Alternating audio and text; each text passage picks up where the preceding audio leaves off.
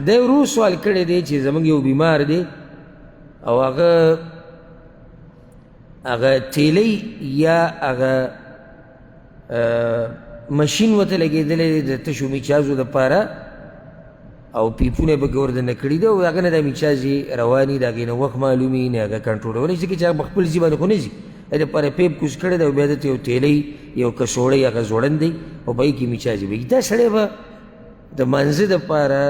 په څه طریقه اودس کوي جواب د دې مسلې او مخکې د جواب نه ته بیا هم دا ووایو چې علم یوازې دا نه دی چې یو سړی ناظره قرآن وایي او یا یو دوه درې کتابه د پښتو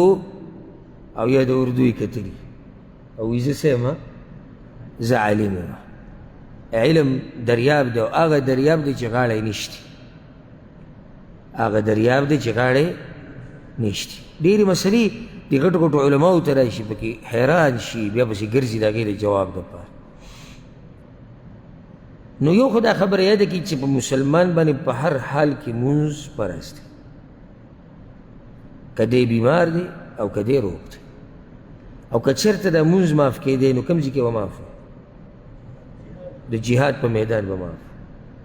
خو د جهاد په میدان باندې مونځ معاف نه دی او چې په سورلۍ سورې او ګنجایش ته د ودرېدو نه میلاویږي د جهاد په میدان یا پیاده روانې نو بیا الله وایي مونځ به کې که ته په سورلۍ سورې او که ته پیاده روانې خو اوس تاسو ماته ووایئ که څه ځای پکې د ګنجایش وي تاسو راته بیان کړئ نشته بیمار او که روغ دی ها نو بیمار دی په ولاړه کې مونځ کولی شي په ولاړه یې کوه په ولاړه یې نشي کولی په ناسته یې کوه په ناسته یې نشي کولی په ملاسته یې کوه خو ګنجایش د پرېښودو نشته او په دې کې واضح حدیث د صحیح بخاري دی عمران بن حسین رضی الله عنهما وی کانت بی بواسیر په ما باندې د بواسیرو بیماري لګېدلې وه نو ما د پیغمبر صلی الله علیه وسلم نه تپوس وکړو ما ته وایي چې په ولاړه مونځ کوه اصل دا دی چې مونځ به په ولاړه کې فإن لم تستطع فقائدا که په ولاړه نشي کولی په ناسته یې کوه که په ناسته یې نشي کولی فعلی جنب نو په یو اړخ پرېوځه او مونځ کوه خو د پرېښودو ګنجایش ورته پکې بیان کړو نه هغه ړوند سړی راغلی و د پیغمبر صلی الله علیه وسلم خوا ته حدیث ورته اوس ته معلوم وي مشهور حدیث وي یا رسول الله زه ړوند یم ګوره ښه ړوند یم او څوک نشته چې ما جومات ته راولي او زه چې دې جومات ته راځم نو لارې داسې دي چې کندې پکې راځي او کیدای شي زناور مخې ته راشي نو زه کور کې مونځ کولی شم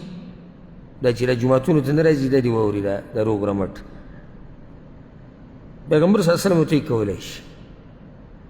هغه روان شو بیا ورته اواز وکړي دی خو راشي وی اذان اوري هغه یو اذان اوري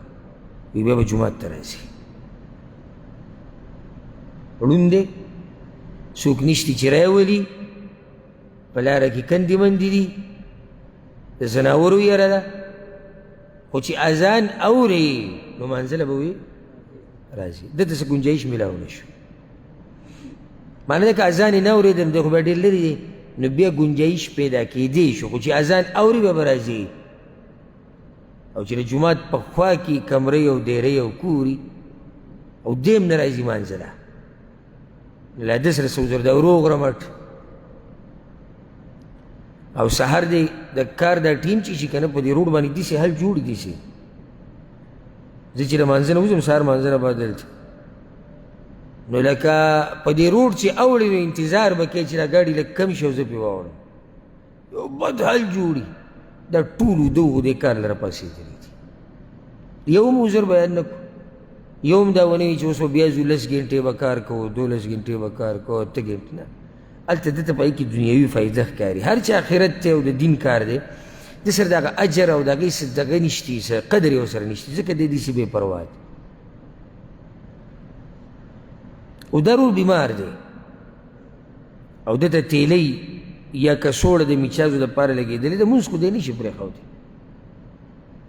نو څه به کوي دی د اودس سره نو د ده داسې مسله ده د ده بلکل داسې مسله ده لکه د کم سړي نه چې د میچازو قطرې بې اختیاره رواږي یا هغه زنانه چې په هغې باندې وینه په مخه روانې د حیض وینه نه د رګ وینه استحاضه چې ورته په مخه باندې وینه روانې د دې ټولو طریقه دا ده د ټولو چې چا باندې دا مرض ده یو سړی دی هغه ته د ګیس مسله ده بعضو ته د ګیس مسله دی بې اختیاره د هغه نه او په مخه ګیس رواني چا نه د میچازو قطرې رواني یا زنانه ده هغوی ته د استحاضې مسله ده وینه پې په مخه راځي د دې ټولو د مسلې جواب هغه دا دی چې دوی به د هر منځه دپاره چې وخې داخل شي اودس به کوي هر منځه دپاره به څه کوي اودس به کوي او که د منځه په دې دوران کې د ده نه څه لاړو نو هېڅ حرج پې نشته ځکه چې همدقه د ده وس دی د دې نه اخوا د ده طاقت نشته او الله قرآن کې وایي فاتقوا الله ما استطعتم د الله دومره بندګي وکړي دومره تېرېږي څومره چې ستا وس رسوي د دغه وس دی او دا تیلی چې چاته لګېدلي د میچازو دپاره نو د هغه د میچاز یې د ته چې میچاز دی د هغه په کنټرول کې نه دا چې کله جمع شوې